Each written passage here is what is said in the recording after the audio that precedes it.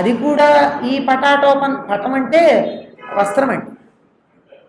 పటాటోపం అన్న పదానికి కూడా వస్త్రంతో కట్టినటువంటి వ్యవహారం అని అర్థం. మనం బ్రహ్మోత్సవాల్లో చూస్తూ ఉంటాం చూడండి, రథం పెడుతూ ఉంటే వెనకాల ఓ గుడారం పెడుతుంది. ఈ మధ్య మనకి ఆ ప్రత్యక్ష ప్రసారాలు వచ్చాక ఇవన్నీ చూస్తున్నాం కదా, రథం వెనకాల గుడారం పెడుతుంది. దాన్ని పటాటోపం అంటారు. మనకి వాన పడితే గొడుగు పట్టుకుంటాం. మరి రథానికంతా గొడుగు ఎట్లా పడతారు అంటే, రథానికంతా గొడుగు పట్టడానికి ఓ బట్టతో ఓ పెద్ద గుడారం తయారు చేస్తారు. బట్టతో చేసిన గుడారం రథం వెనకాల వెళ్ళిందే, దాన్నే పటాటోపం అంటారు. ఒకవేళ వాన పడితే ఆ రథానికి ఇది కప్పుగా వాడతారు. పటం అంటే వస్త్రం, పటాటోపం అంటే వస్త్రంతో కప్పేటటువంటిది అని అర్థం. అందుకని వస్త్రం కోసం చేసినటువంటి తాపత్రయం గనక ఈ పటాటోపం అన్న పదం వాడడం జరిగింది. నిజానికి ఈ పటాటోపం లేకుండా కూడా తపస్సు చేసుకోవచ్చు. పాపం ఈయన స్థాయి అంతే గనక ఇంత పటాటోపం పెట్టుకున్నాడు. నాకు గోచి లేకపోతే మాత్రం ఏమిటి అనుకునే స్థితిలో ఉండొచ్చుగా.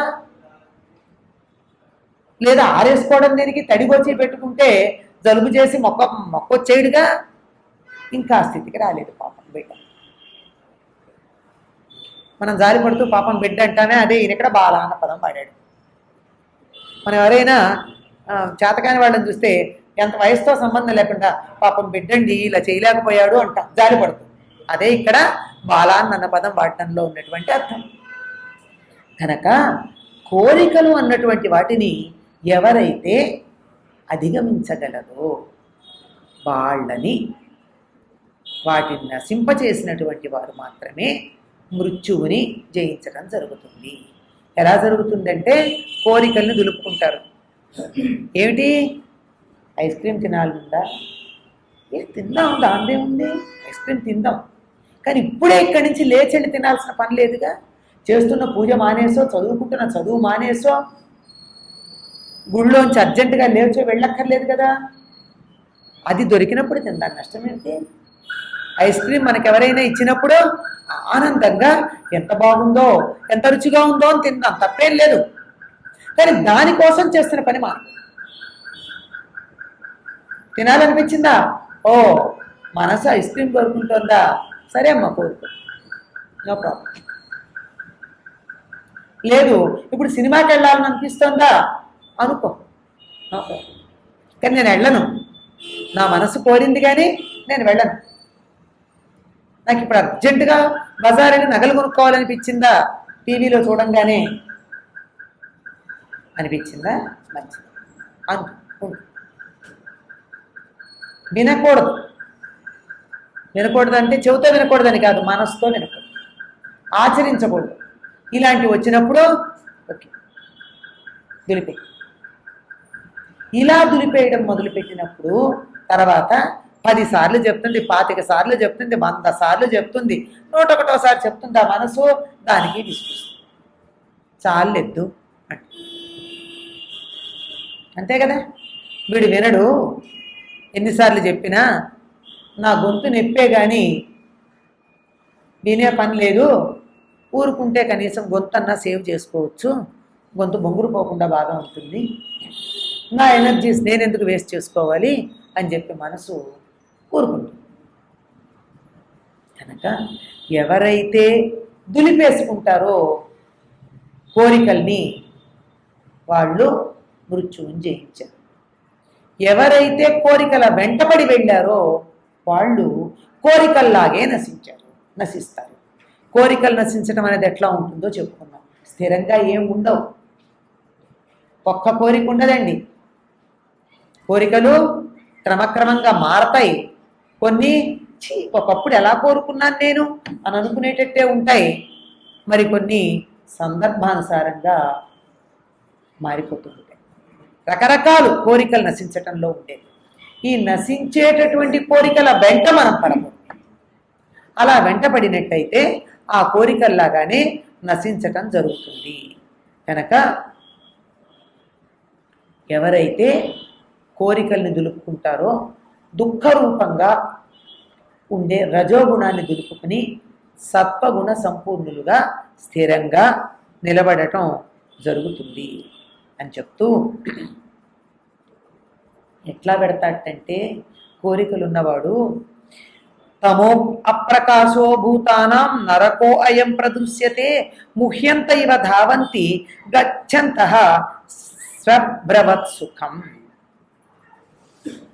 తమో అప్రకాశో, చీకటి అన్నది వెలుగు లేనిది, సారీ చీకటిగా వెలుగు లేకుండా ఉంటుందట అక్కడ ఈ కోరిక అన్నది. నరకో అయం ప్రదృశ్యతే, పూర్తిగా నరకంలాగా కనపడుతూ ఉంటుంది. ఆ నరకంలో చీకటి చీకటి కోరికలు చీకటి అన్నామే, కోరికల వెంట పడేవాడు ఆ చీకట్లో పడి నరకంలో ప్రవేశిస్తాడు. ఎట్లా అంటే ముహ్యంత ఇవ ధావంతి గచ్చంతః స్వభ్రవత్ సుఖం. ముహ్యంత ఇవ ధావంతి, వ్యామోహపడిన వాళ్ళలాగా పరిగెడుతూ ఉంటాడు, ఒళ్ళుపై తెలియని వాళ్ళలాగా పరిగెడుతూ ఉంటాడు. ఎలాగంటే హైలీ స్పిరిచువల్ కొంతమంది ఉంటారు కదండి, రాత్రి అయ్యేటప్పటికి మనలాగా కాకుండా we are spiritual in a different way, they are spiritual in a very very different way. వాళ్ళని ఎన్ని రకాలుగా మనం ఆపినా ఆగరు, రకరకాల తాపత్రయాలు పడిపోతూ ఉంటారు. ఇదిగో ఇప్పుడే వస్తామంటారు, చీకటిగా ఉంది వాన వస్తుందన్నా సరే పరుగు పరుగుని వెళ్ళి కావాల్సిన స్పిరిట్ తెచ్చేసుకుంటారు వాళ్ళు.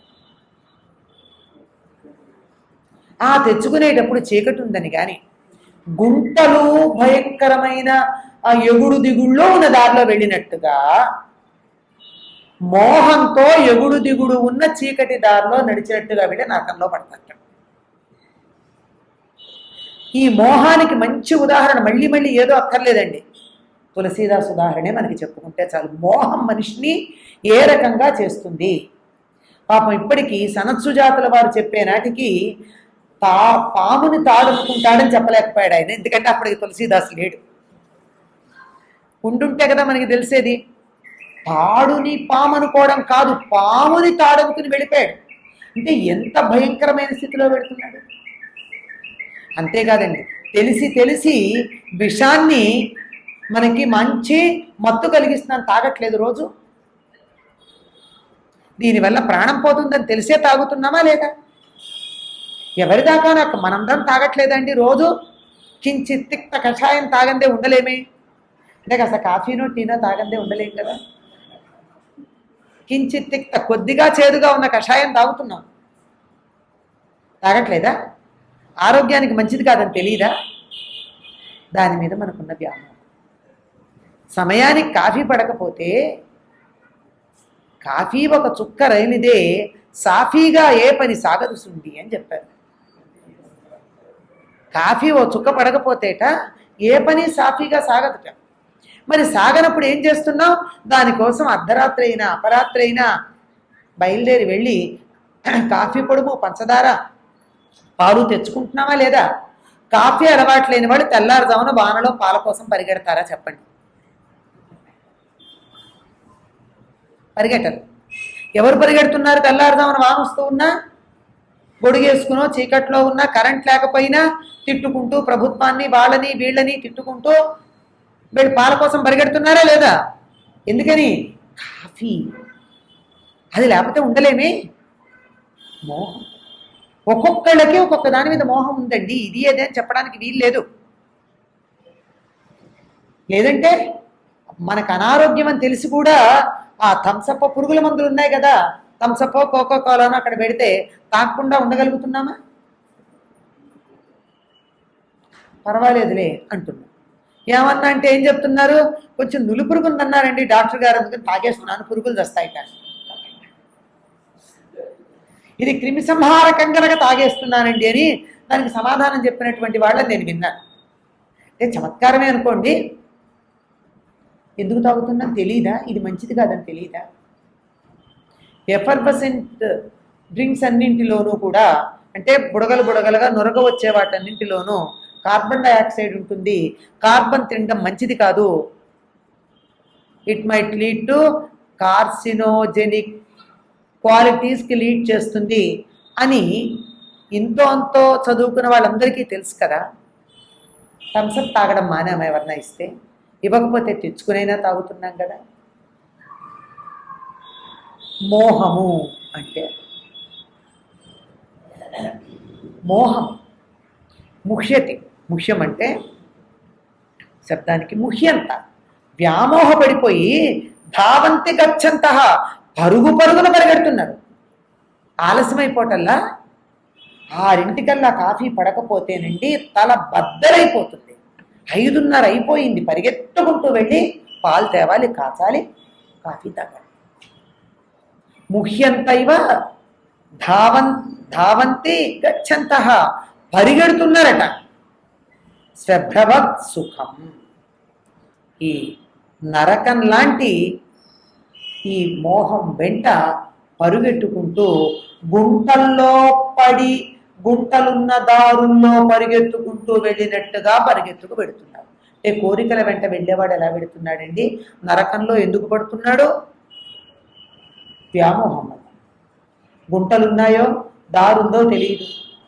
మన మహాభాగ్యనగరంలో వాన పడితే నీళ్ల కింద మ్యాన్హోల్ ఉందో నీళ్లున్నాయో తెలియదు. పరిగెట్టుకెడుతున్నామా లేదా? తెల్లారుజామున చీకట్లో అలా కొంచెం గాలి వీచిందంటే 2 చినుకులు పడ్డాయంటే కరెంటు పోతుంది. ఇదే కరెంట్ ఆదా ప్రభుత్వానికి కదా. కరెంటు ఉండదు, నీళ్లల్లో లోతు ఎంత ఉందో తెలియదు, చీకటి అయినా పరుగు పరుగున గుంట ఉందో, మిట్ట ఉందో, ఎత్తుందో, పల్లం ఉందో, కాలి కింద ఏం పడుతోందో తెలియకుండానే పరిగెట్టుకుని వెళుతూ ఉన్నామి. ఆ విధంగా ఈ పరిగెట్టుకు వెళ్ళేదే వ్యామోహం వెంట వెళ్ళి మనం నరకంలో పడ్డమండి. నరకం ఎక్కడుంది, తర్వాత ఎక్కడుందో తెలీదు. కాఫీ తాగడం కోసం తెల్లారుజామున పరిగెట్టుకు వెళ్ళడంలో కనపడుతుంది నరకం అంతా. అంటే మనకి కాఫీ మీద ఉన్న మోజు ఈ నరకాన్ని గుర్తు చేయటం, గుర్తించకుండా చేస్తుంది. ఈ గుర్తించకుండా చేసే ఈ వ్యామోహం బ్రహ్మజ్ఞానం మీద పెట్టండి. కాఫీ తాగకపోతే ఈ అరగంట కష్టపడిన దానికన్నా ఓ అరగంట తలనొప్పి పడతాను, రేపటి నుంచి అరగంట కష్టపడడం ఉండదు కదా. ఈరోజు అరగంట తలనొప్పి వస్తుంది కాఫీ తాగకపోతే, రేపు 20 నిమిషాలు వస్తుంది, ఎల్లుండి 10 నిమిషాలు వస్తుంది, వారం రోజులు పోయాక అసలు ఉండదు.